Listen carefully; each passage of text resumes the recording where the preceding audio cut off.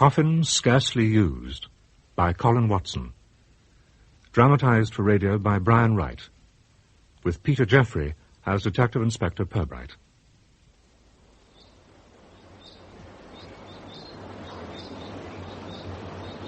Forasmuch as it both pleased Almighty God of his great mercy to take unto himself the soul of our dear brother Harold Arthur, here departed, we therefore commit his body to the ground. Evidence of fraud at Carableet and Spade Limited. I hesitate to overrule you, Purbright, I really do. But now Harold Carableet is dead and buried, I think we ought to drop this investigation. Yes, but the owner dead, his widow pleading complete ignorance, and the firm's books gone missing. It's not promising, I admit. What I do know is you could stir up a lot of unpleasantness and still get nowhere. Carableet was a councillor, J.P., sponsor of good causes, fine war work in the docks, all that. But this is 1956, not 46. V.E. Day was 11 years ago, sir. I'm sorry, my mind is made up. It's your decision, sir, of course. Excuse me. Inspector Purbright. Yes, Sergeant? Seen the Flaxborough Citizen. They're giving Holy Harry a great send-off. Holy Harry? Harold Carableet, that's his nickname down the docks, on account of his purge of the red light district, you know. Listen to what it says here. Sergeant Love, as of now, the Carableet case is closed, by order of Chief Constable Sharp. Oh, sorry to hear that, sir. Yeah. This will be Holy Harry's epitaph, then. Respected citizen. Successful director of ships, brokers, blah, blah. Passionate concern for moral welfare. Who writes this stuff? The proprietor of the Citizen, I expect, Marcus Gwill, who just happens to be Carableet's next-door neighbour and chum. Oh, like that, eh? Carableet and Gwill, all boys together.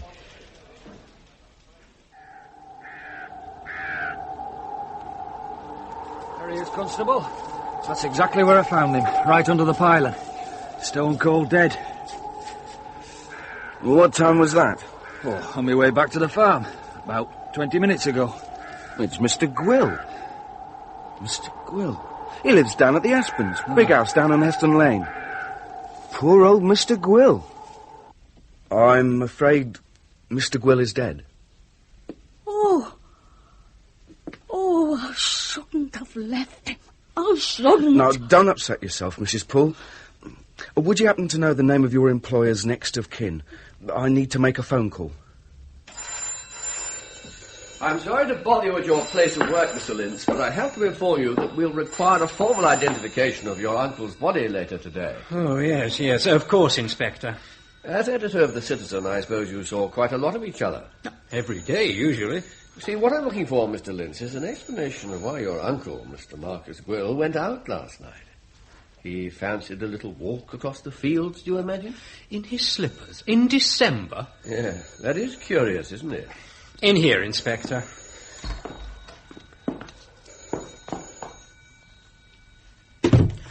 Please, take a seat. Yes, thank you. If I had occasion to walk down the drive of the Aspens and cross Heston Lane and then climb a railing and go 20 yards over a field before apparently clambering up an electricity pylon, I really believe I'd put my boots on first. Still, gentlemen can do rather eccentric things when the mood takes them. My uncle was not an eccentric. He managed to make too much money for that. I imagine you'll have no cause to regret his good business sense. Ah, I suppose I am his heir. I really haven't thought about the will. Of course not. When was it you last saw your uncle alive, Mr. Mintz? About 6 o'clock. I drove him back to Heston Lane. How did he strike you then? Same as usual. I didn't notice anything wrong. Had he been depressed or worried? If he had, he didn't confide in me. Well, things run pretty smoothly here. No bereavements of any kind, relatives or friends? Not that I know of. His neighbour, Mr. Carableet, died about 6 months ago. Were they at all friendly? They were neighbourly, I believe. Nothing beyond that? I really don't know, Inspector. Mr. Carableet's widow still lives next door. You could ask her. Yes. Do you think your Uncle Marcus's housekeeper might be of some help? No, I doubt it. She's not very bright, and she dabbles in spiritualism. She's convinced that the house is haunted. Spooky place, Sarge, you got to admit. Oh, bloody cold, too. Anything else? We ought to measure the height of that cable arm. Climb up like old Gwill. Let's call it 25 feet, shall we? No. 27. That'll sound as if we really know. Oh, afternoon, sir. Good afternoon, Sid. Nothing doing round here? What had you in mind, sir? Cloth fibres, nail pairings, you know. Detective Constable Harper here found a couple of marshmallows. Marshmallows? Mr. Gwill had a bag of them in his pocket, sir. We're about finished. Oh, fine. I'm on my way down to the house. Doesn't look too inviting a place, does it? Probably explains its reputation. Harpy's just been telling me. Funny old Gwill believe in it, though. How do you mean? Oh, country gossip, sir. Some of the locals have had the notion for a while now that there was a ghost lurking about outside Gwill's house. Huh? Well, it sounds daft, and I wouldn't repeat it, but a cousin of mine happened to be cycling back from town just before 12 last night, and he saw Mr. Gwill splashing water about on the ground from a big can or something. Just inside those big wrought iron gates. Oh, it was dark, mind you, but he was pretty sure that's what he was doing. And what did your cousin make of that? Well, it sounds silly, but holy water. Some sort of ritual, he thought. Poor Mr. Gwill was being pestered, sir. And that's the top and bottom of it. Pestered? By whom, Mrs. Poole? Well, no one you could lay your hands on, sir. But there are such things, although they take a bit of understanding. Well, how did this pestering affect Mr. Gwill? He was very unsettled, sir, and he'd always been a quiet sort. Dignified, you know. Yes. So it showed. When did you first notice this influence? Oh, I can tell you to the day. It all started a month after Mr. Carableet next door was put in his grave. I understand they were friends. Oh, please, sir, I don't want to talk about it anymore. What is it you're frightened of, Mrs. Poole? Well, nothing. Not now. I think it's over, but I don't want to talk about it. Tell me, did Mr. Gwill have any regular visitors of an evening? Well, only the people you'd expect. Mr. Lintz sometimes, but not for meals. Dr. Hilliard, his doctor, came. Was Mr. Gwill having treatment? No, not as far as I know. The doctor came to dinner, usually. Aye. And Mr. Gloss, occasionally, the solicitor gentleman. Mm. Sometimes I'd serve for him, the doctor, and, yes, Mr. Bradlaugh, the builder, and, you know. Undertaker, yes, I know. So those three gentlemen were personal as well as professional friends. Mr. Bradlaugh, Dr. Hilliard, and... Mr. Gloss. Yes, sir. Yes. I wonder if you mind very much my taking a quick look round the house. You're the police. You're welcome to see what you've a mind to. Mr. Gloss, I'm astounded. I really am. If you have reason to suspect that a crime has been committed, your duty is to help the police in whatever way you can. My dear Chief Constable, that is just the point. The situation is such that I can give precious little information. That is why I've taken the liberty of calling on you privately at your home. As a solicitor, I am perfectly well aware of what citizens are supposed to do, and how seldom they do it, and how little the police can do to make them. Look here, sir, let's not beat about the bush. My lunch is waiting. You suppose Marcus Gwill to have been murdered, is that it? It is. Oh, but that's absurd. I am Mr. Gwill's solicitor. Surely it carries some weight.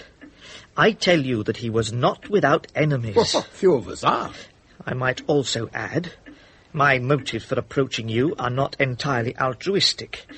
You see, I am not confident that my own safety is henceforth assured.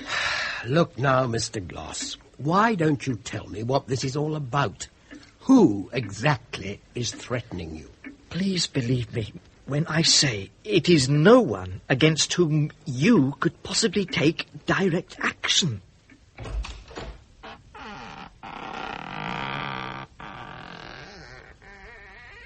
Mr. Gwill's study. Yes. Not what you might call a cosy room. Her next door seemed to think so. Ah.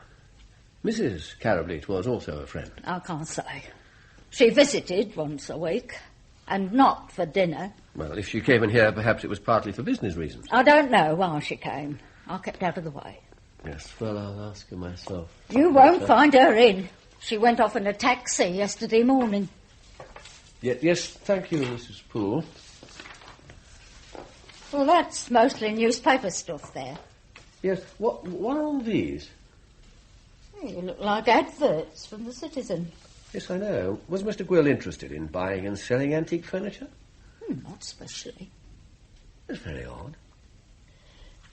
Will they be bringing him home, sir? Not if you don't want that. And certainly not today.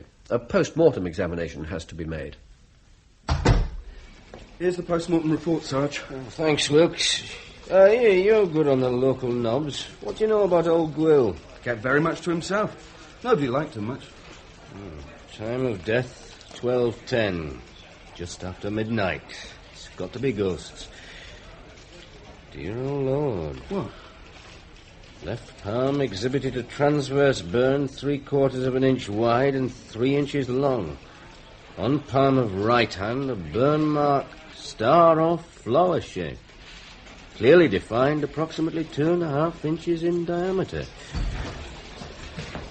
What have you got there, Sergeant? Autopsy results, sir. Any news on the Heston Lane ghostie? I wouldn't write him off yet. Now, don't go, Wilkes. Let me see that report. Sir, P.C. Wilkinson was just saying nobody liked Gwill. I do like a big field of suspects. You're not saying it's murder? Well, if I had any doubt, this bit here about the marshmallows would convince me. Teeth caked with the stuff, apparently. Sir, the report confirms he was electrocuted. Yes, he was, but I've never encountered a suicide who's been in the mood for confectionery at the last moment. And I've yet to find a man of Gwill's age who can clamber up pylons in the middle of the night with his mouth full of sticky marshmallows. No injury or mark on body apart from burns. Well, how the hell could he have fallen then? But he had to be up there, or he couldn't have been electrocuted. I wonder. Tell me, do the electricity board decorate their pylons with ornamental stars or flowers these days? Not that I know. Oh, see what you mean, the burn mark on the right palm. Yeah. But where, if not at the pylon? Well, first find your star or flower-shaped electrode. You better ask Forensic for a photograph of those burns. Can't have been far from Gwill's house. He was in his slippers, and he was seen alive just before 12 by Harper's cousin. Baptizing his driveway against spirits. Do what? Never mind the eccentricities for a moment, Sid. Let's start from the sound assumption that people seldom get themselves murdered by complete strangers. Wilkes, I want you and Harper on the knocker down Heston Lane this afternoon. Right, sir. And gently does it. This is Flaxborough, not Chicago, Illinois. Flaxborough isn't designed to cope with murder, any more than that municipal building is designed to cope with earthquakes. This crime is out of context. For one thing, it's cleverness. Gwill wasn't forced to grasp whatever electrocuted him. He suspected nothing. Was his murderer a friend or a relative? He seems to have had an almost Edwardian penchant for entertaining professionals. He was the client of one guest, the patient of another, the potential customer of the third. No, there need be nothing sinister in the association, of course. 3 well-to-do friends. 4, presumably, until Harold Carrowbeat died. Oh, talk of the devil. Good afternoon, Mrs. Carrowbeat. Oh, hello, Inspector. I was hoping to have a word. You've been away. Yes, I've just got back from Shropshire. Did you want to speak to me particularly?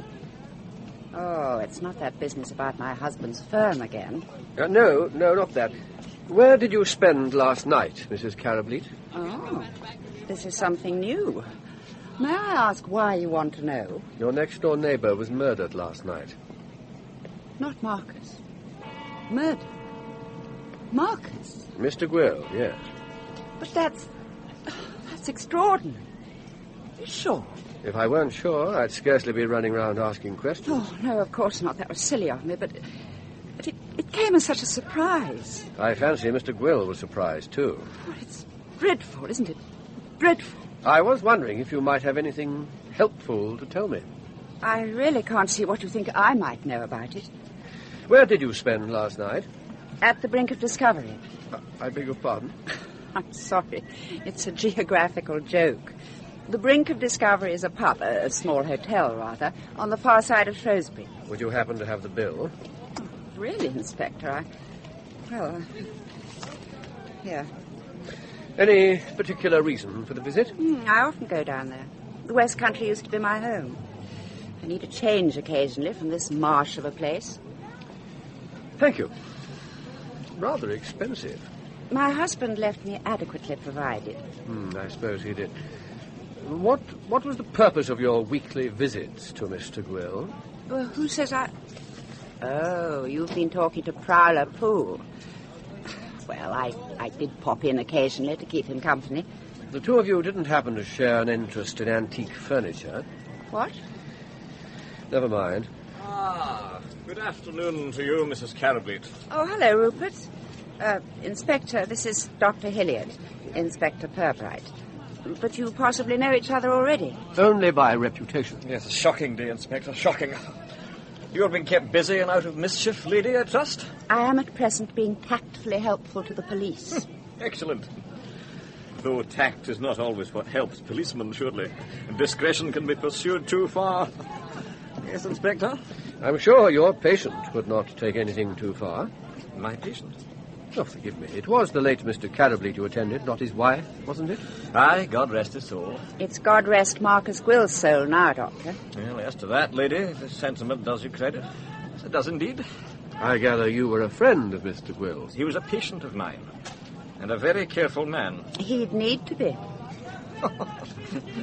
You hear that for the wee buddy? Oh, for heaven's sake, drop that phony Scottishry, Rupert. Well, I must be getting along. I'll come and see you sometime, if I may, Mrs. Carableet. Of course. Bye for now, Doctor. You've got the devil of a nerve showing your face here today. I don't follow you. Oh, no? You'll not get away with this, my lovely. Tell that to who it may concern. You can? I don't know what Flaxborough's coming to, Purbright. I blame it on the television. A murder on our hands, that's bad enough. But a professional man, a member of the country club, sitting in my own drawing room and begging me for police protection. Police protection? You couldn't give it to him, of course. Of course not. That sort of thing isn't available on demand, just like that. I've seen Gloss in court. He wouldn't frighten easily. I'll have a word with him later on, sir. If he really is nervous, he'll probably be more forthcoming after a night or two listening to creaking floorboards. Damn it all, old Gwill wasn't the sort of fellow you expect to get murdered. Why? Well, his nephew George Lynch has something to gain.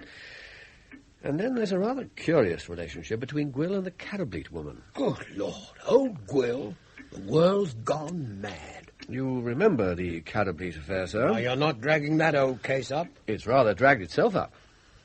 Carableet and Gwill. Two friends and neighbours, local dignitaries, one dead while still under investigation, the other murdered in mysterious circumstances. And now they'll lie side by side in Heston Cemetery, just as they lived side by side in Heston Lane. Shut the gate then, lad. All right, nag. What was it like in there? Better. Got a cup of tea there. Ooh, lucky devil. Got anything else? List of people who might have been at Gwill's place after midnight? Don't talk wet. These people all sink into a coma around 8. Oh, no, Hoppy. The nice lady just told me her daughter was out at a dance or something, and she was so scared she'd come back ruined. Every time she heard anyone coming from town, she popped down to the gate to see if it was the daughter. Who exactly did she see? Morris Hoylake on bicycle. No, that's my cousin. Purbright knows already. Girl in hurry wearing fur-trimmed coat. Dr. Hilliard, well-off man in trilby hat who visited Mr. Gwill regular. Lady with... All right. I've got one old insomniac who remembers a black van driving by. Nearly ran over a pussycat or so, she says. Round about midnight. She thinks it came back towards town later. Well, to finish off the cat, obviously. How many more houses to do? A dozen or so. Sexton Blake never did it like this. I'm out to go a-wandering along the mountain track, and as I go I love to sing my knapsack on my back. Still here, sir? What's that? You tell me. It belonged to old Marcus. An album. Funny sort of hobby. It's all furniture adverts. Why? We'll ask our friend the editor. How'd you get on with Lynch's wife, by the way? I, Gladys Lynch, am a married woman and 41 years of age. I reside with my husband George in a nice house and already have a cocktail cabinet, a free pass to the Odeon, 2 beautiful children and a telly. What kill old Uncle Marcus? Why should I? I was a land girl in the war. Quite. Now tell me what she said without meaning to. One, she thinks the undertaker, Jonas Bradlaugh, did it. Mm-hmm. Two, she suspected Gwill of making money on the side. How? Buying and selling antiques? She hadn't a clue. Any reason why she didn't like old Nat Bradlaugh? Well, she said it was Gwill who didn't like him. Uncle once said something about fixing Nab Bradlaugh if he'd a mind to. Sounded like a threat. And when was this threat made? Oh, several months ago. But the remark stuck in her mind. It's a very narrow mind. A murdering undertaker. Sounds too good to be true. Ah, Mr. Bradlaugh, come in. Sorry to keep you waiting. Good evening, Doctor. You're not ill, I take it. No, I had to see you. Well? Will you take a dram? No, this whole damn thing will have to be dropped for the time being, Doc. It cannot and needn't be. Get that into your head, Bradlaugh. We can build it up later when the fuss has died down. What's running smoothly now will have to be kept running or abandoned altogether. And I'll not see that happen after what we've put into it. But the police... The police. And what will they do? Run round in ever-decreasing circles until they become their own colonic stoppages. Provided that you and I and Roddy Gloss remain helpfully obscure and unproductively cooperative, the police can do nothing. Roddy Gloss is just a shade too clever sometimes. Keeping up with him can be dodgy. Ah, stop frightening yourself, Bradlaugh. Marcus asked for what he got. By God, he did, but it can't be left at that. The police aren't the problem. Eh? There's a certain person we need to find, and quickly. Look, there's only one way to do it. A patient of mine, one of the more grateful ones, she works at the telephone exchange and is in the right place.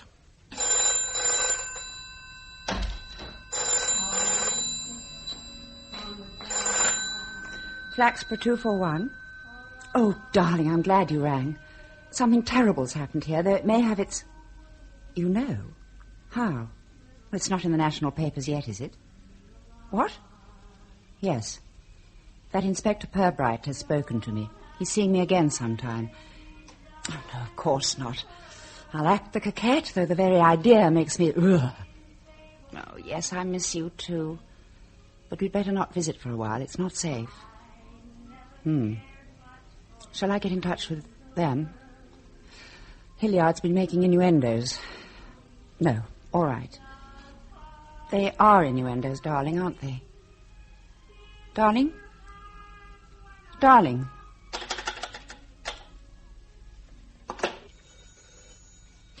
Here. This statement should save time for both of us, Inspector. Very thoughtful of you, Mr. Lintz. Yes, this is all rather terrible. I felt sure it was suicide. You will find that I managed to spend all last night in the company of witnesses, I'm glad to say. Yes, so I see. I can't imagine any more respectable midnight occupation than playing chess with an undertaker. Perhaps if you just sign this, sir. Now, it's press day tomorrow, and I'm very busy, as you can see. There are no more questions, I presume? Only this, sir. This?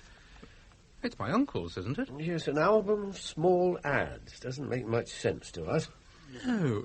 Matter of fact, I've been rather puzzled about these myself. I came across them some months ago. Is there anything peculiar about the adverts themselves? Well, not exactly commoner garden offers. Antiques aren't in my line. Were they in Mr. Gwill's? Not to my knowledge. That's what puzzled me. Look, we'd better have young House up here. He handles the advertising. Incidentally, this week's edition, can my reporter include an official police statement in his account of Uncle's death? Oh, House, can you spare a moment? Your paper can use all the facts as you know them, Mr. Lintz. But I'd like you to add this, though. Say the police are anxious to hear from anyone who was out in the Heston Lane area on Monday night after 11:30. We'd also like a word with the driver of a black van. Went up from town just before 12, returned about half an hour later. Right, I'll make a note of that. Ah, House, this is Inspector Purbright. Evening, sir. It's to do with Mr. Gwill. Sir? Can you identify the small ads in this album? These? They're all for sales that Mr. Gwill brought in himself. None of the ordinary ads have letters as well as figures in the box references.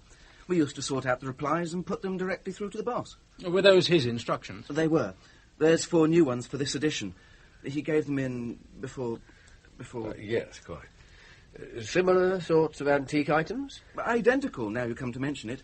Antique lampstands, a tankard, sideboard. Why do you suppose Mr. Gwill was putting these adverts in the paper? Did you never wonder? Well, I thought perhaps he had a friend in the second-hand trade. You've no idea who this other person might have been? No. And I presume you never saw the replies? Me? No. Mr. Gwill never left them lying about. I'd be obliged if you and Mr. Lynch would make certain all the replies from the new adverts are given direct to me. Sir. As you wish. Don't allow them out of your hands. I think that may be important. Telephone me as soon as anything arrives. And now I'll let you put your paper to bed and away to mine. Thank you, gentlemen. The inquest has been postponed, I take it? Yes, but you can go ahead with the funeral arrangements now. I've already spoken to Mr. Bradlaugh. Yes, I expect you have.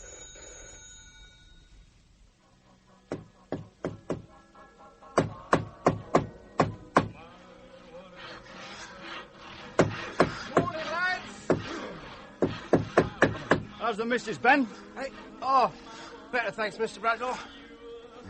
Nice board, this, Ben.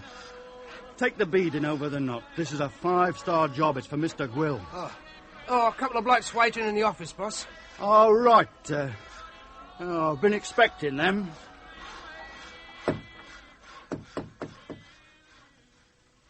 So now, you were definitely with George Lynch all Monday night, say 9 till 2? First at the country club and then back here. Oh, yes. Except when he was out in the yard, of course. In the yard? He wanted some air, he said. He went out and I just fell fast asleep. And he had to wake me up to get in again. Oh, it's bloody tiring, playing chess. Yeah, so you don't know how long he was out? Not really. Well, it can't have been long. Too cold. Was his car outside? No. We come back in my van. You're not suggesting. Well, now you see what nasty people policemen can be. You visited Gwill pretty regularly, didn't you? Now and again. Yeah, he didn't play chess, I suppose. Good, you're in a gripey mood. Anyone would think you suspected me. Why did you go to see him? Just to be sociable. I'm a steady advertiser. He didn't give dinner parties to all his advertisers, surely. Who else went with you? Rodney Gloss was there sometimes. Doc Hilliard, too, occasionally. Doctors and solicitors aren't allowed to advertise, though, are they? True. What about Harold Carrableek? Well, what about him? He's dead. Yeah, that's all right. I just wanted a general picture. Oh, anything else you wanted to know? Just 2 things. What other business was old Gwill mixed up in apart from his paper? I haven't the faintest idea. Lastly, then, what was his relationship with Mrs. Carrableet? I only know what other people say, and that doesn't signify. Oh, you should hear what some of them hinted about my housekeeper. You need a Cheers, Sid. Didn't know you were a member of the country club, sir? I'm not, but the doorman thinks I am. Mr. Chubb brought me here once. So, according to the steward, Bradlaugh is a big drinker. Lynch pukes on a pint. He picked his way out of here on Monday night like a deep-sea diver. Nab was steering him, cold sober. Which means it's possible Bradlaugh knew what was going to happen and felt in need of an alibi. An alibi? Is that what you made of his story? Well, it was thin. Yes, very. Bradlaugh and Lynch could have cooked it up between them. But he was smart enough to leave a hole in his story, notice. The stuff about Lynch in the yard, about falling asleep and so on. Sure his way to put George Lynch under suspicion. Aren't we giving Bradlaugh too much credit for cunning? You may not be acting alone. Hilliard was seen in Heston Lane, plus another of Gwill's regular visitors, unnamed. Yeah, that probably means Gloss. But suppose we can prove Nab took his van down there and back. Why should he want to murder Gwill? Well, by the look of his workshop, he can't be so short of trade he has to provide it himself. Whoever did it, we still don't know how it was done, sir. Oh, I think we know more or less how, Sid, but not where. Here, you and Harper take this sketch back to Gwill's place and see what you can find. Pretty. A daffodil. Yeah. The original snapshot from forensic would frighten the life out of old Mother Poole. This is what Gwill grabbed the other night. Unsuspectingly. You want a metal object, same shape and size, that could have been connected to mains or cable. Weird. Could there be anything in that ghost story? Some kind of ritual? It made a ghost of Gwill quickly enough. I don't know. This is such a complicated crime, Sid. Unnecessarily complicated. Heaving that body up to the pylon would have been too much for one person, surely. Back to Nab's pals, Hilliard and Gloss again. Yes, and also, incidentally, or is it incidental, friends of the late Harold Carableet. Is Mrs. Carableet still thick with them, you reckon? I got the impression Hilliard loathed her guts. But there was something between her and Gwill, something she doesn't want revealed. Include her house in the daffodil hunt. Sir.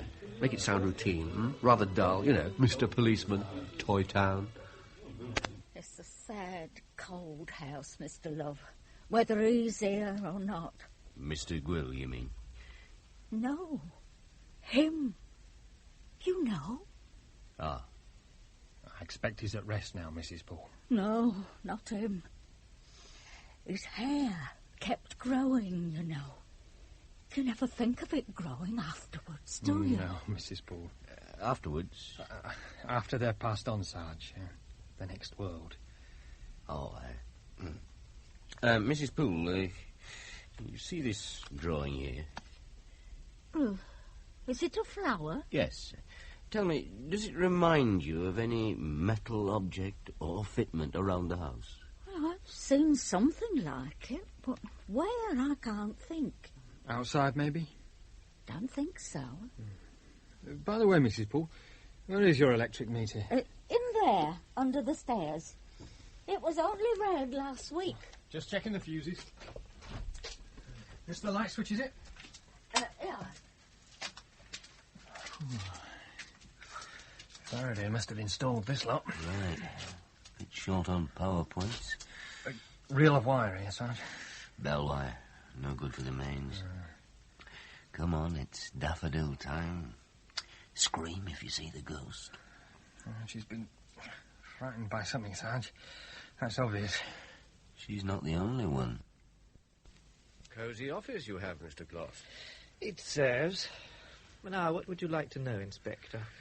I'd like to know about Mr. Gwill. Marcus Gwill was not altogether of an amenable disposition, Inspector. Tell me, are you aware of any occupation, any source of income of Mr. Gwill's, apart from his ownership of the Flaxborough Citizen Printing and Publishing Company? The answer must be no, Inspector.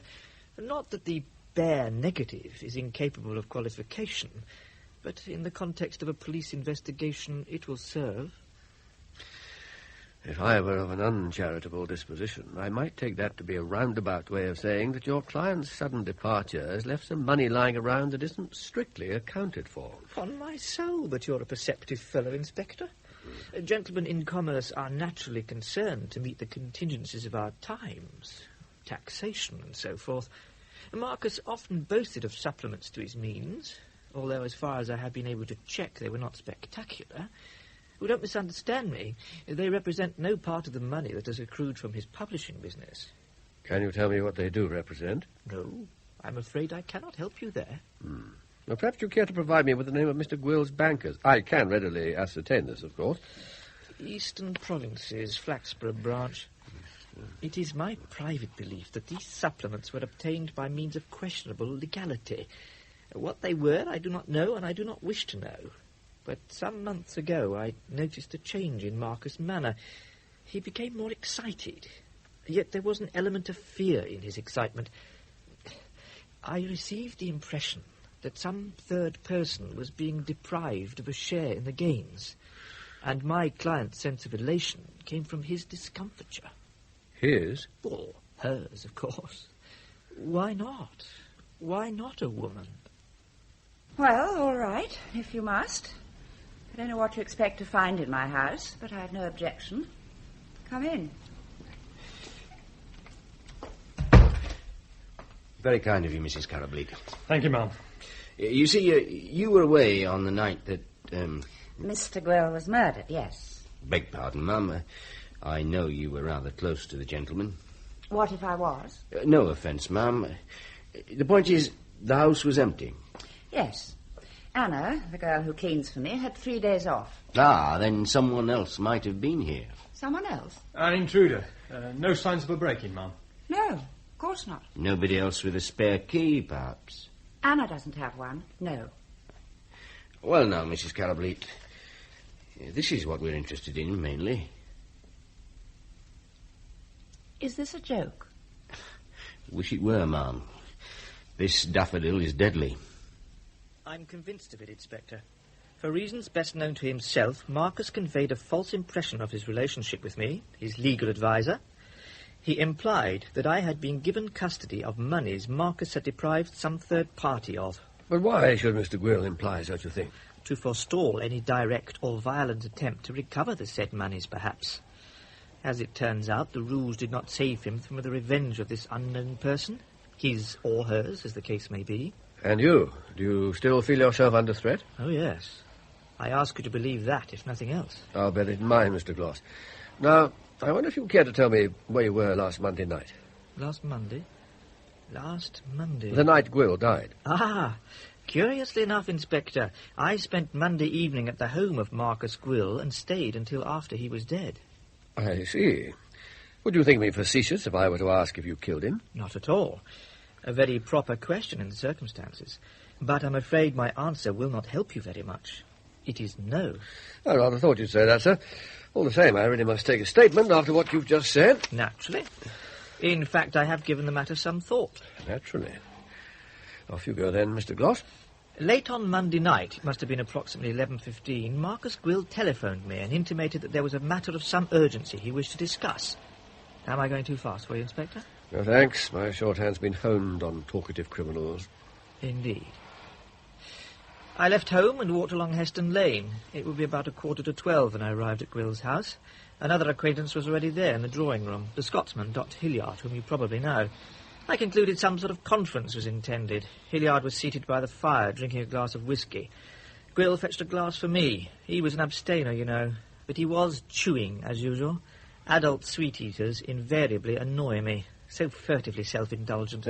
Is this part of the statement? I mentioned the chewing and my irritation because it explains why I can tell you very little of something significant that occurred next. Which was? The telephone rang, and Gwill took the call there in the drawing-room. However, I was so preoccupied with the appalling way his mastication moved the mouthpiece up and down, I failed to take in the conversation. But it was very brief. He put the receiver down, mumbled something about being back in a few minutes, and hastened out of the house. He did not come back, and I never saw him again. Hilliard and I waited for perhaps half an hour. Then we left the house and walked to our respective homes.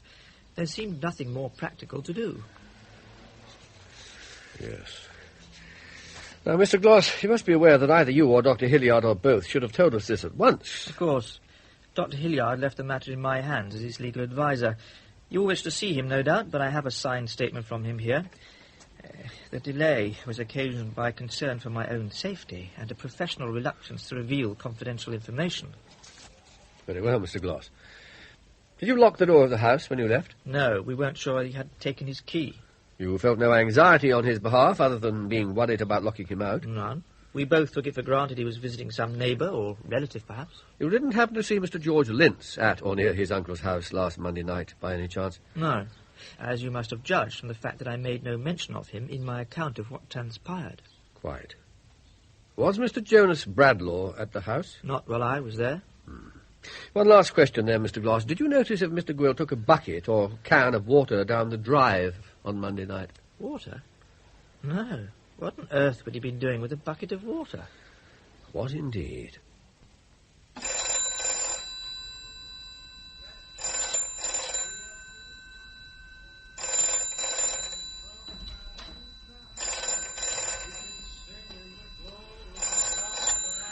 Flaxborough 241.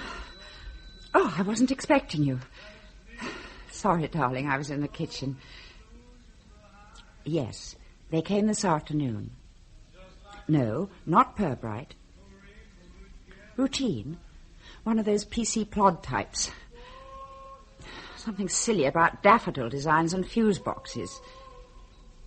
Look, darling, if you're mixed up in this Marcus affair, I wish you'd tell me. But will it ever be finished? Will it? Yes, I'm listening. Come on. Come in. Ah, hello, House. Those replies to the box numbers have arrived. Good. How many? More than usual. 14. Right. I'm taking them over to the inspector now. I'd like you to escort me. Yes, Miss Lintz. Any particular reason? The inspector obviously intended you to keep an eye on me. Sir? Didn't you know I was under suspicion of murder? Yes, Sergeant. Send them straight up. Put the kettle on, see it, and stand by for steaming envelopes.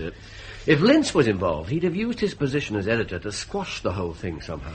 The box numbers may have nothing to do with the murder, of course, so that doesn't rule him out. No, though it's in his favour that both Bradlaugh and Gloss tried to set him up, I think. You don't believe Gloss's story? Up to a point. He's too frank.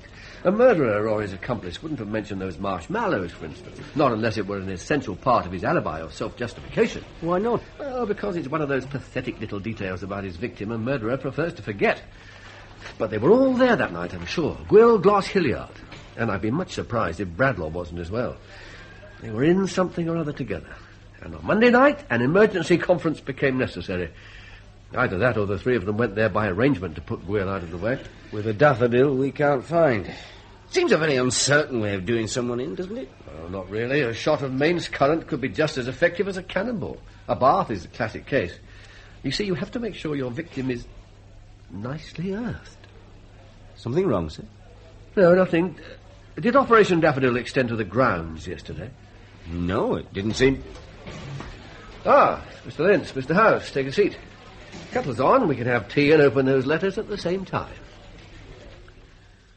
Dear sir, in response to your ad, I shall be pleased to call Tuesday at 7:45 p.m. to see goods as specified, bracket, Japanese antique Newell ebony, and enclose cash entitling me to first refusal of same. If inconvenient, kindly send card. Yours faithfully, H.L. Bird. I wish to inspect goods on Thursday evening at 8 sharp. Deposit herewith. For preference, superior antique lampstand, but will consider Japanese antique. The mahogany antique beech sideboard. Deposit of £8 enclosed. Yours respectfully, Herbert Stamper. Quite a social register. 2 councillors, an alderman, retailers, estate agents, a dealer in farm machinery.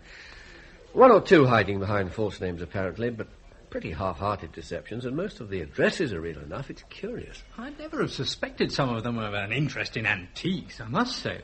The money side's a bit odd, too. Yes, indeed, always £8. Anyhow, I've tabulated the 14 replies here. You can reseal the money and letters in the envelopes and return them to their postbox, Mr. House. Suppose someone calls for them. Well, ask your staff to hand them over in the usual way and make a note of whoever it was. Well, I think that's all, gentlemen. Oh. Well, the sooner this thing is solved, the better. I'm very grateful to you for your cooperation, Mr. Lynch. Inspector? I think we're losing a suspect. And gaining 14? Oh, I doubt it. No one puts deposits on things they haven't seen. This antique business of Gwill's, whatever it is shady. These respectable citizens must know that. Yeah, they pass cash over mostly genuine signatures and under entirely genuine addresses. Why? Suggests confidence, doesn't it? Oh, yeah, you're right. This means of communication, doing business or whatever, has been used for some time. They trust it. All the times given are in the evening this week. Notice? 7 till 9. Recognised antique viewing hours, perhaps? What is an antique Japanese Newell, for pity's sake? A Newell is a post, something to do with the staircase. Yeah, well, there's quite a number interested in those. An old, flourishing Japanese industry. No, wait. Here's an Egyptian Newell inlaid dodecahedronic. Bloody hell. A 12-sided Newell. I mean, it's ridiculous. These boys aren't after antiques. I bet you they couldn't tell a Queen Anne leg from a barmaid's elbow. Is it a code, sir? A robbery split 12 ways? Oh, ingenious, Sid. And superior antique lampstand? I don't know. Well, try other words with the same initials. S-A-L, smash and... Languish? What about swipe auntie's laundry? Well, all right. How about blackmail? Oh, Sid. Well, these people are all well off and respectable. 2 of them are on the council. 9 are members of the country club. But so is the chief constable. It was blackmail, Sid. And if Gwill was the blackmailer, there'd be no 8 quidses today. With Gwill dead, they'd all be celebrating the closing of the account. But they might not have known who was blackmailing them. That's the beauty of a box number. That's true. But why all this appointment business after the money had been handed over? OK, then. Only one thing to do. Pull in a couple of these characters and drag it out of them. Not just yet. No, here's a better idea. Choose one of this lot who doesn't know you and follow him on the day of his appointment. You and Harper. Follow him all day? In this weather? Well, he's not likely to call and tell you how and where he's ready to go Newell viewing, is he? Just supposing he knows himself. You can borrow the Hillman, but don't park it without lights or anything. The police in this town are bastards. You're telling me. Come on, Sid, cheer up. I think I've got a present for you. What? A daffodil.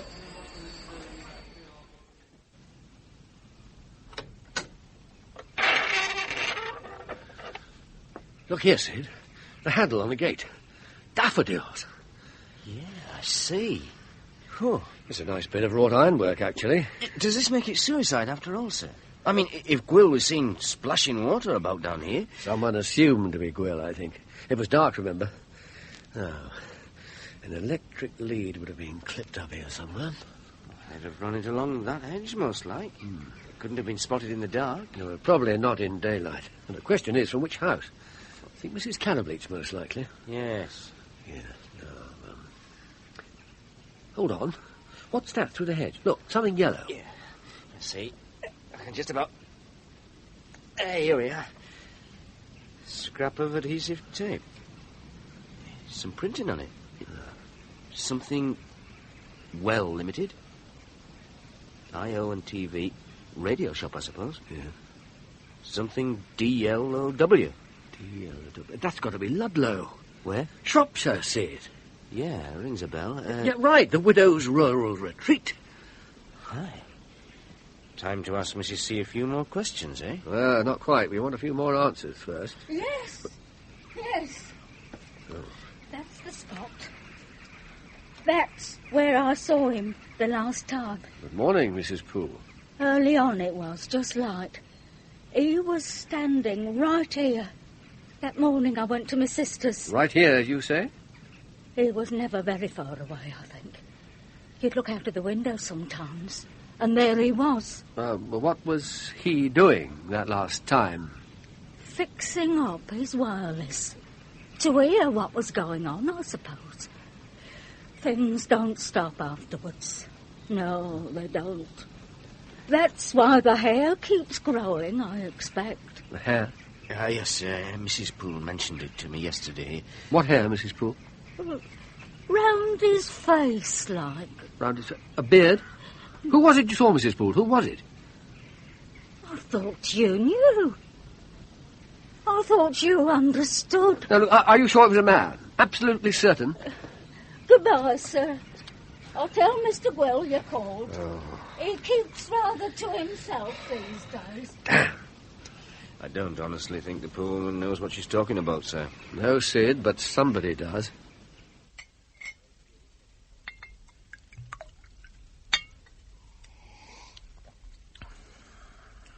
Are you with me? When? Day after tomorrow. What about Gloss? No, we don't want Roddy on a jaunt like this. You sure you can find the place? I'm confident. We know the number of the call box. We can find it from there. Wouldn't it be better to wait until she goes again and follow her? We can't afford to sit around waiting. No, I haven't slept for 3 days, you know that. You must let me prescribe you something. Or would you like an appointment to inspect a superior antique lampstand? None whatsoever. As his bank manager, I would certainly have been aware if Mr. Gwill had any interest in the sale or purchase of antiques. Well, that seems clear enough, Purbright. Yeah, but he was receiving money from some unspecified source, Mr. Smith. Without doubt. Had you any impression what that source was? Unfortunately, no. Because the money was deposited in cash? There are, as they say, no flies on you, Inspector. Well, thank you for your cooperation, Percy. We must make up a Fort Bridge sometime. I take it you have no more questions, Purbright. To sum up, except for that one anomaly, there was nothing unusual about Mr. Gwill's account? Nothing? Unless you count the will, of course. The will? Which will? Oh, another good client of ours. The late Councillor Carableed's bequest. I say, good Lord. But, Mr. Smith, surely Mr. Carableed left a widow. Ah, yes, a peculiar circumstance, that. But the will was quite explicitly in Mr. Gwill's favour, and that of certain other beneficiaries. The widow never made a challenge. A matter of, some £18,000. 80? Will away your money over your wife's head? It simply isn't done. Mrs. Carableed presumably had good reason not to contest such a will. Well, there was a substantial sum in insurance for her, I believe. Then there was the house and so forth. As a matter of fact, I expected Carably to die intestate. Shortly before his illness, he gave me to understand that he'd taken no steps towards making his will.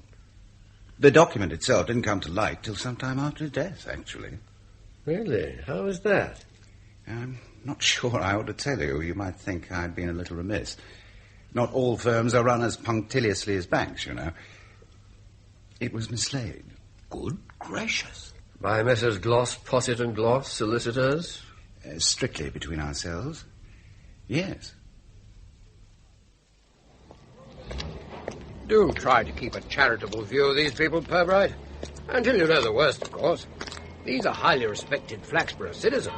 Well, you never know. I may find the villains of the piece lurking in Shropshire. But it's fairly clear that Carably, Gwill, Gloss and the undertaker Bradlaugh were originally concerned together in some enterprise which, if I'm not mistaken, was not strictly legal. Carably's widow may or may not have been a party to that. The chain of events that began with her husband's death now looks, to say the least, somewhat disquieting. A death, you remember, that passed off quickly with a respectable certificate, a quiet funeral, and not a single question asked. Perhaps it's time to start asking, sir. Oh, good Lord, Purbright. Not another murder? I don't know. There seems to be a sudden abundance of motive. 4 problems. A mysterious Shropshire retreat, a ghost with a beard, an unchallenged will worth 18,000, and an illegal source of income worth risking 4 or 5 professional careers. Solve one, the rest will follow. Police work isn't what it was.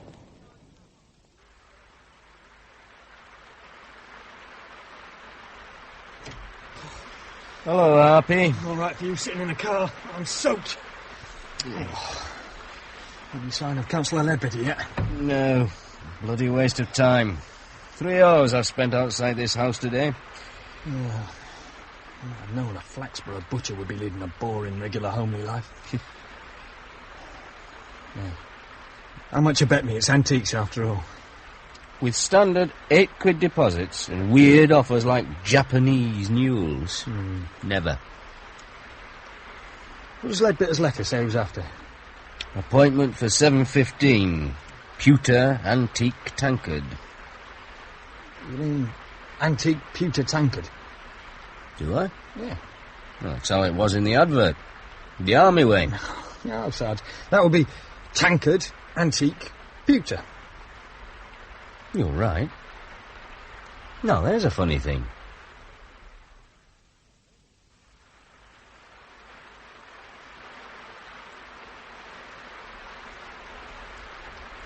What's the time, Harpy? Nearly 7, Sarge. Look, here comes Ledbetter. Tally-ho. Stand by to go after him if he doesn't take his car. It's all right, Inspector. Possession of a bundle of box letters, Mr. Gloss. May we assume the relevant adverts were placed by you or on your behalf? Oh, no, Inspector. No?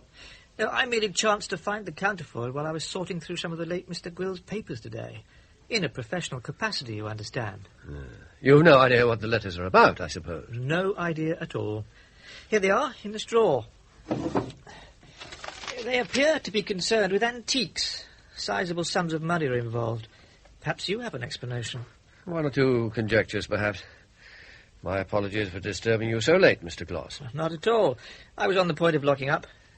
And I shall now have the pleasure of walking with you as far as the country club. Poor Marcus. He's turning out to be quite a mystery, isn't he? No more than the next man, Mr. Gloss. He went in this one, Sarge. The one with the brass plate. R.M. Hilliard, M.D. Right. In we go.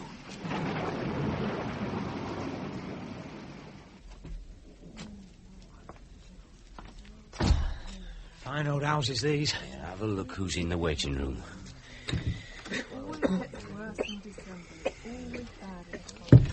A bad leg, a pregnant lady and 1 acne sufferer. But no Ledbetter. Stay here and look ill. I'm going to explore upstairs. Without a warrant? You don't need a warrant to look at pewter antique tankards.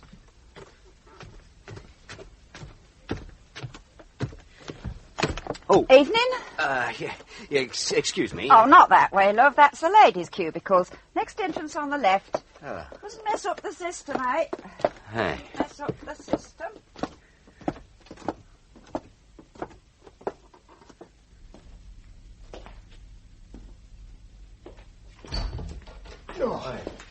Beg pardon. Is he now, isn't it? Yes. Yes, it is. Yeah, what cubicle number are you? I'm not sure. Well, look there on the notice board. Cheer up, Squire.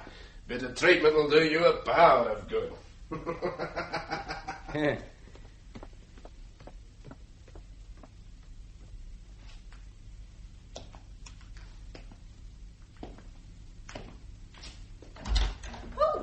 Oh, excuse me, miss.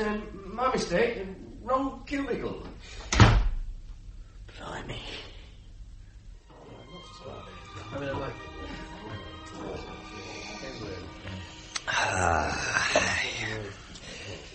The perfect end to an awful day. Half Flaxborough seems to have influenza. Rupert, I'm trying to talk to you. I heard you. The man Purbright is breathing down our necks. All right, we'll suspend the schedules for a couple of weeks if it makes you feel any better. But tomorrow's trip goes ahead as planned. I hope you know what you're doing. Yes, well, let's drink to that. Same again, please, John. What time are you leaving? Nab's bringing the van round at 6. This really must be the last. My wife is waiting. Will you walk home with me? Oh, a scared Sassenach is a wonder to behold. What was that girl wearing again? Or rather, what wasn't she wearing, eh, Sarge? Okay, joke's over. She wasn't any antique at any rate. Not a pewter tankard, Japanese mule, or mahogany and beech sideboard in sight. Some sort of clinic. Private, can't be national health. No waiting, regular appointment times pinned up. Well, that's that. I wonder what happened to Leadbitter. Funny his treatment should coincide with his antique appointment. Mixed the dates up, probably. What his trouble is. Looks healthy enough. So did Mabs, come to that.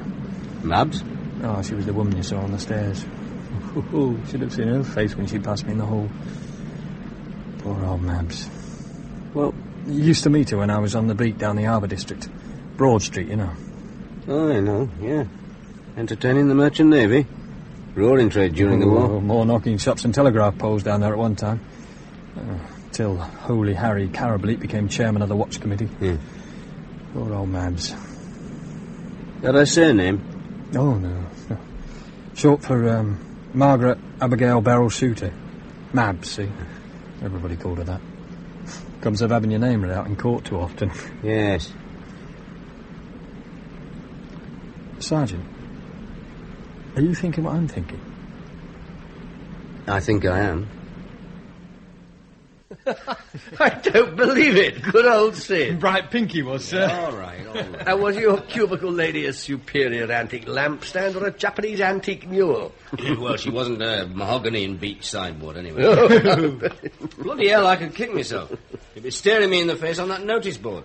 715 EL, Ernie Leadbitter, PAT spells Pat. Alias our friend Pewter Antique Tankard.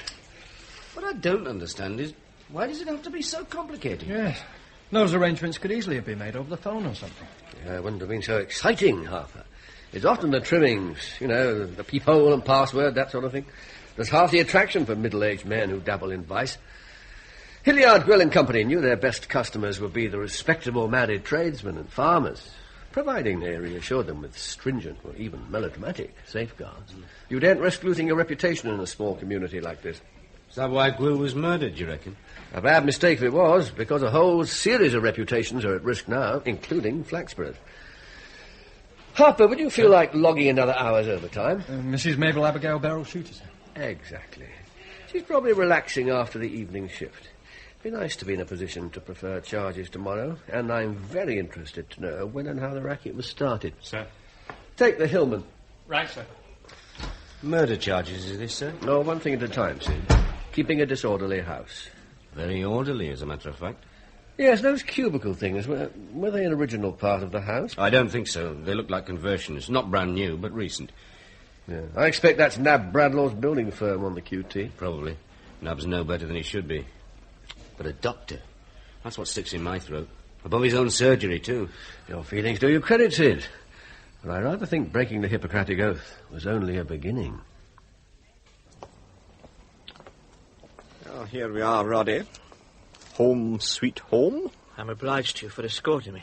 Much obliged. Well, we can't have you frightened, Mr. Gloss. No.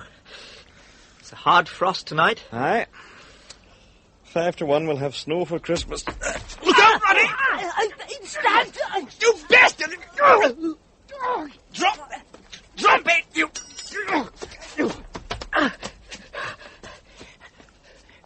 Roddy?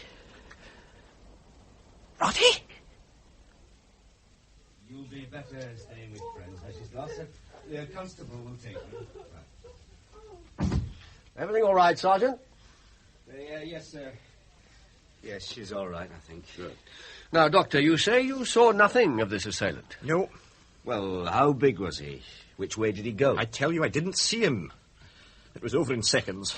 Roddy was dead by the time Mrs. Gloss and I got him into the house. What's the matter, Doctor? I had something of a shock. Or hadn't you noticed? How do you account for the blood on your sleeve, sir? See if you can turn over a man with a heart wound and stay clean. It would be no use asking if you'd seen this before. Show him the knife, Sergeant. No, of course I haven't. Now, would you care to tell us the object of your meeting with Mr. Gloss at the country club? Liquor, relaxation, conversation. In that order. We achieved all 3 in moderation. Yes, I expect you had a busy surgery this evening, Doctor. Well, my surgery is always busy. Disease is like crime.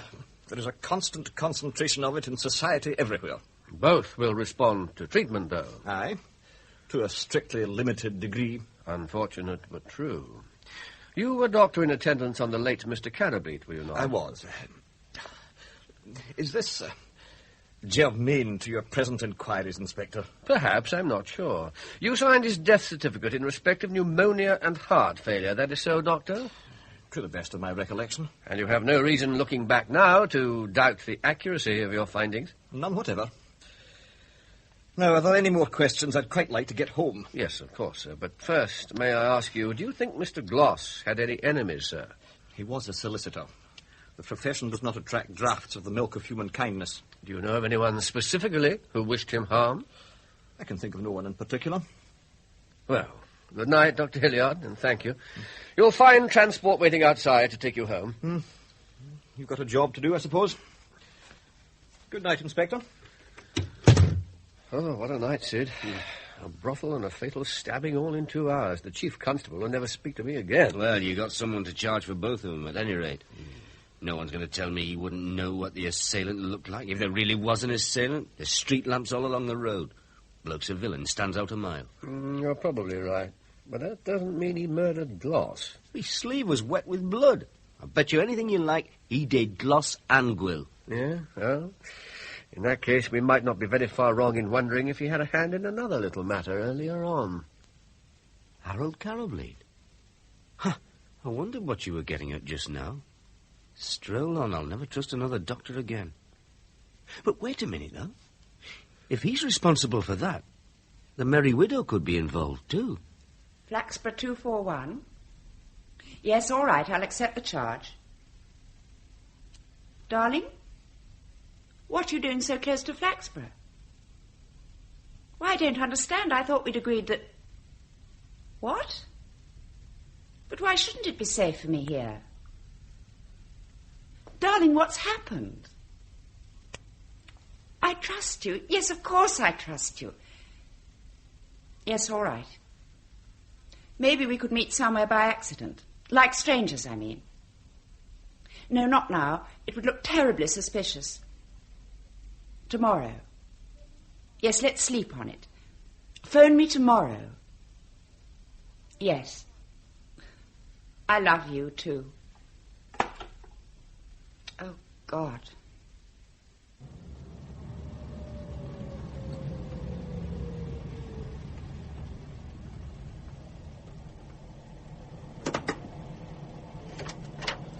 before I get in. What kept you, Bradlaugh? It's only 5 minutes past 6. I nearly didn't come at all after you rang last night. Got no choice now, you fool. Will you take a swig? No, not for me. Got all your gear? Yes. Got yours? Yes. Let's get to work.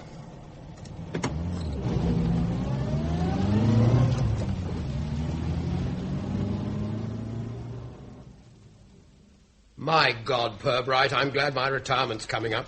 To think that my wife was on the watch committee with Carableet when he was supposed to be clearing up those, those places. And the time. No doubt about it, I suppose. Mrs. Mabel Shooter's made a very full and convincing statement, sir, which a number of her colleagues will support. The watch committee was a cover. Councillor Carableet merely tidied up Flaxborough's vice-trade for his own profit and convenience. Damnable, damnable. And I'm not sure this scoundrel Hilliard isn't worse. Shouldn't they have arrested him by now? Well, he'll be here any minute, sir. Mrs. Popplewell, the magistrate. She's getting rather restless in there. Yes, I'm sorry to ask for a special court at this early hour, but I'm due in Shropshire at 1. But, here we are. Well, where's Hilliard? He wasn't at home, sir. What? What? Yeah, he won't be far away, Mr. Chubb. He went out before his cleaning woman arrived. Oh, didn't you search at all? I went round to Bradlaugh's place, sir. He's gone off somewhere, too. His housekeeper, or whatever she is, she told us Nab went out early in the van. Didn't say where or why. God, that's worrying. I should just think it is. I've got Mrs. Popplewell waiting in there, specially. I hope Hilliard hasn't come to any harm. Harm? Damn it, what am I going to tell Mrs. Popplewell? I don't get you, sir. Well, thinking about it last night, that blood on his sleeve came from a wound in his own arm. The knife was meant for him as well. He might have gashed himself to give that impression, sir. Well, in which case he would have made no secret about it. Well, that means Bradlaugh must be our man. On the face of it, yes. But damn it, you say he's missing too. What shall I say to Mrs. Popplewell? She'll think Flaxborough is falling apart. No, Bradlaugh's not a footpath assassin. Whoever it was must have been exceptionally confident and tough. Doesn't sound like old Nab. And it kind of rules out Mrs. Carableet. Yeah, which reminds me, I have a train to catch. Excuse me, sir. My apologies to Mrs. Popplewell. I'll be back late tonight or early tomorrow, Sergeant.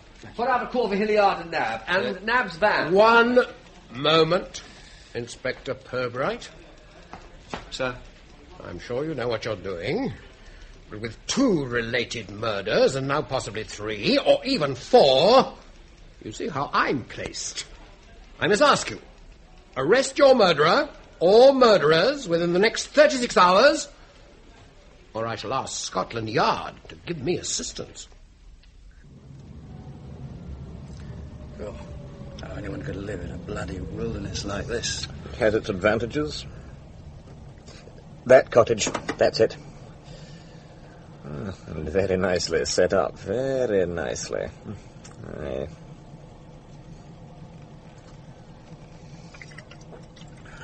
Here, the last wee drop is for you. How can you be sure that's the place? Because we found the call box and eliminated all the other possibilities. The garage door's open. Looks like there's no one in. Pull over into those trees up there and keep an eye on the road. Sound your horn if anyone comes. You can't just walk straight up to it. Might not be safe. I'll take care. But if no one's in, what's the point? I've come prepared for all eventualities. The time is past for pretense. I'll take a chance and snoop around.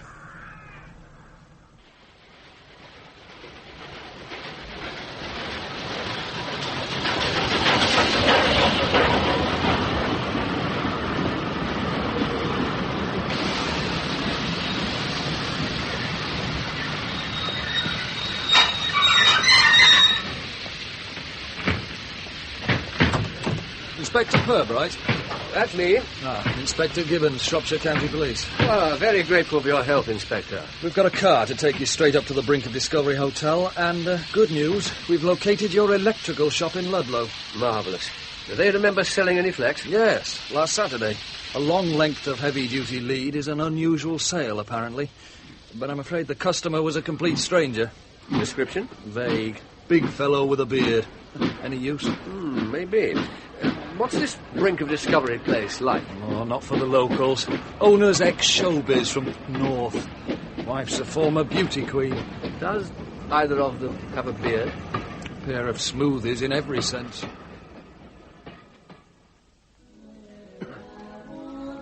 Well, it's what we call a gimmick in show business, like echo chambers and crimpy hair and walloping great fat chests and that. Well, the first thing you do is change the name. The Bull this used to be. I'll give him Bull, I thought. You want something classy and half slush-like that'll go down with the intelligentsia out with one another's missuses, a cut above the Mr. and Mrs. Smith lark. I mean, something Yes, that... well, talking of that lark, we're interested in a roundabout way in a lady called Mrs. Joan Carableet. She stayed here last Monday night, I believe. Oh, yes, Mr. C. She comes to us quite often. She was actually here last Monday night. Sat here in the bar till gone one. Why, what's she done here? She's not been... No. How often did she stay? Oh, once or twice a month, since last summer. And always on her own? Well? Well, put it this way. I mean, she was on her own when she was actually here, but she generally push off early in the evening and turn up again for breakfast. We were just so blind, I reckon. Still, no skin off my nose, you know. Where did she go? Oh, never found out exactly. Used to take a taxi to, what's it called? Something to do with woods. Woodside. Avery Woodside. Ah, I know the sub-postmistress there. Anything like a bit of scandal, she'll know about it. She's a real vocation. To the woods, then. To the woods.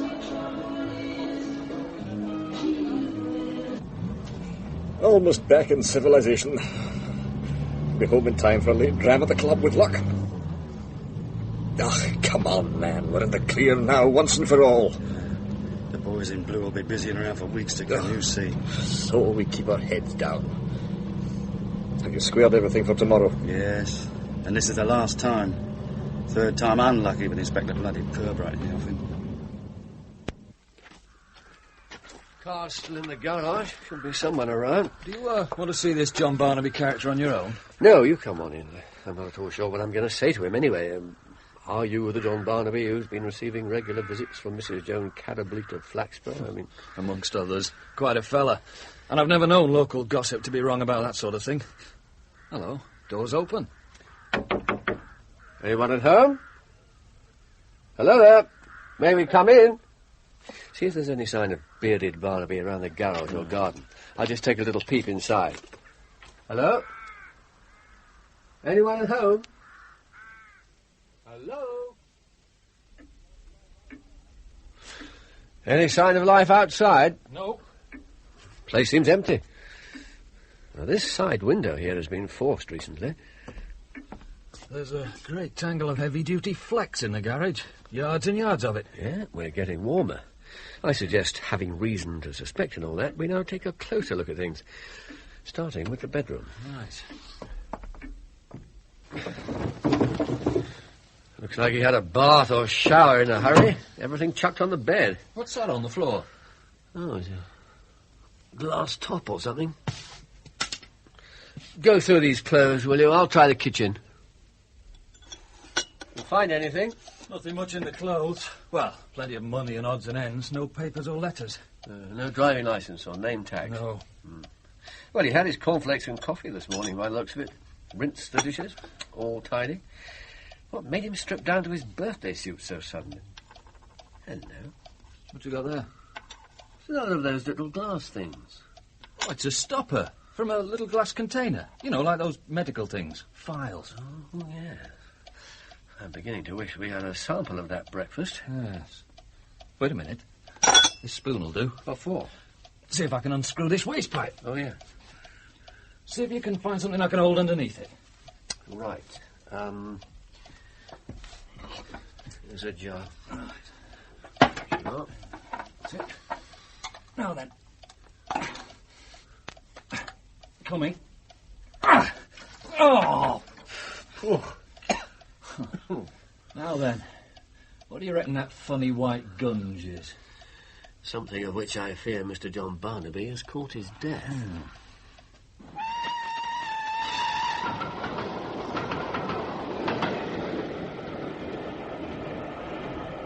Questions. Re Shropshire. Who is John Barnaby? Was he part of the Carableet Empire at Flaxborough? Did he and Mrs. Carableet conspire to murder both Gwill and Gloss? And her husband too, perhaps? Has she now poisoned her lover? Answer, bring in Mrs. Carableet for questioning. Questions re Flaxborough. If Gloss, Hilliard and Bradlaugh are working together, Why is Bradlaugh the only one to need an alibi for the night of Will's death? What's so special about Nab the undertaker? Answer, he's an undertaker with a van. He does the donkey work, from fixing up cubicles to boxing up coffins. He undertakes.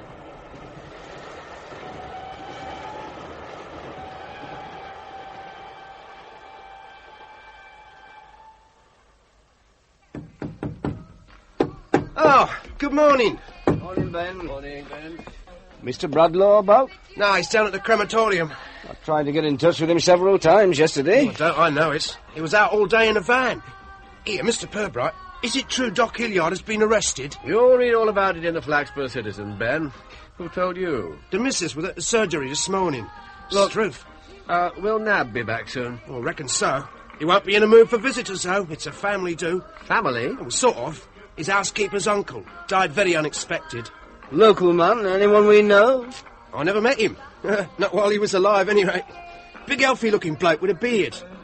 Makes you wonder. Name of Barnaby. Barnaby? Come on, Sergeant. Here, what's up? Here, what's up? We give thee hearty thanks for that it hath pleased thee to deliver this our brother, John, out of the miseries of this sinful world, beseeching thee that it may please thee. Stop! I am a police officer! Stop! Really, officer, this is disgraceful. Excuse me, sir, excuse me. The district coroner has authorised the post-mortem. You must stop everything. Eh? I didn't know the coroner. Shut up, Sid.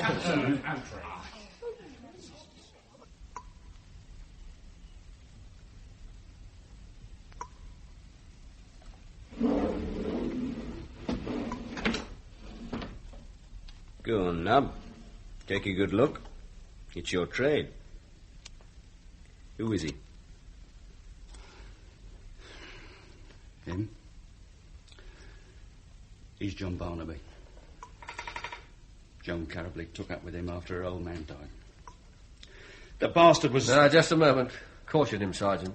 What, here in the morgue, have I heart? You're not obliged to say anything in reply to questions, but what you do say may be taken down and given in evidence. Right, you were saying the bastard. Or would you prefer to wait for your solicitor? Roddy Gloss has been here already. Or had you forgotten? Listen. Joan Carableek was her husband's secretary. She was in on our little sideline. The stupid bitch only goes and tells that bastard Barnaby everything, names the lot. He was blackmailing the four of us, bleeding the whole thing white. We were off our rockers with the worry of it. Well, yes, you would be. That must have been why poor old Gwill did away with himself. He was driven to it. Oh, and was Gloss driven to it as well? No. Roddy was killed by that devil Barnaby in cold blood. Blackmailers don't usually kill their victims. But that's the sort he was, I tell you. Go on. Look, as Hilliard... The doc's a sick man, you know. I couldn't do nothing with him once he got started. Listen, I didn't realise what I was letting myself in for. After Barnaby had been back at the cottage for a while, Hilliard forced his way in again. I went with him. Barnaby was lying fast asleep half under the kitchen table. God knows what the doc had spiked his grub with. Well, we got him into the bedroom somehow. It was a hell of a wait. Look, I thought we'd gone down there to frighten Barnaby off, that's all. Then before I knew what was happening, Hilliard sticks a needle into him. What could I do? That was it, finished. Who signed the certificate? Hilliard, of course. Referees? Scott, I think, and that other chap in Duke Street. The usual dotted line stuff. Oh, I wouldn't know about that. Sergeant Love, would you see if they're ready for us outside? Sure. Tell me now, why was it necessary for John Barnaby's body to be stripped before you brought him back in the van? Who said he was? I say, and I'll tell you why. Because he travelled back in style. In a coffin you'd taken with you for that specific purpose. You knew damn well he was going to be murdered, Nab, didn't you? No. A little party, Inspector. What's this in aid of? I took the liberty of bringing Mrs. Carableek here in the hope she'd be able to help us in a formal matter of identification. A trifle closer, if you please, madam. These things are always a little disturbing, but I promise you there's nothing to frighten or revolt you. Just a little nearer. Oh, my God. Harold. Oh, my God. Oh, madam. Oh, God, she's fainted. Don't just stand there, Sid. She's heavy.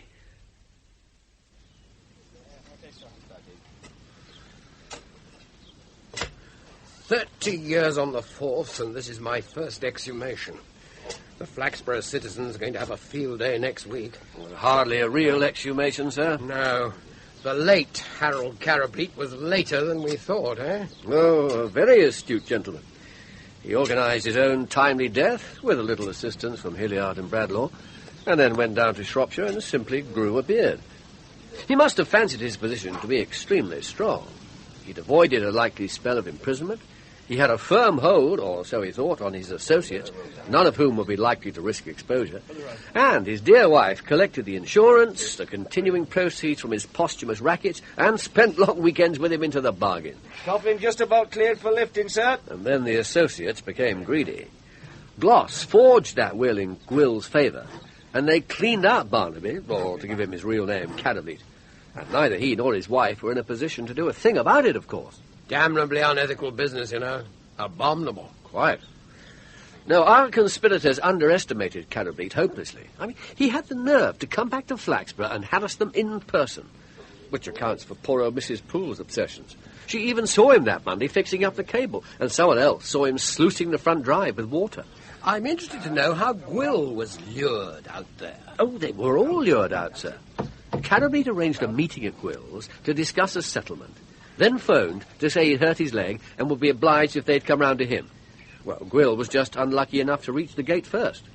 And the others were lucky because the discharge blew the fuses at Carableet's house. Upon my soul. 2 lads with screwdrivers on this side. I suppose his friends, if I may call them that, I suppose they placed Gwill's body under that pylon. Oh, yes, with the help of Bradlaugh's van. Would have looked bad for them otherwise.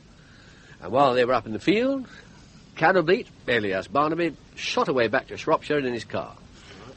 His wife knew nothing about it, but he'd provided her with a precautionary alibi, just in case. Not as perfect as his own, of course. He was officially dead. Yeah. Now, let's inspect the grisly remains. Filled with sandbags, sir. And these. What? The ledgers of Carableet and Spade, ship's brokers. Heavens above. Turned out a good solid coffin, old Nab, I'll give him that. 6 feet under for 6 months, and it still looks scarcely used.